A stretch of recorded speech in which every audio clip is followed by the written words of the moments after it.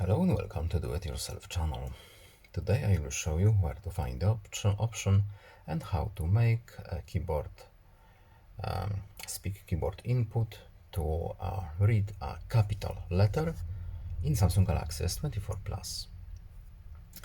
So first of all, we need to open our phone settings.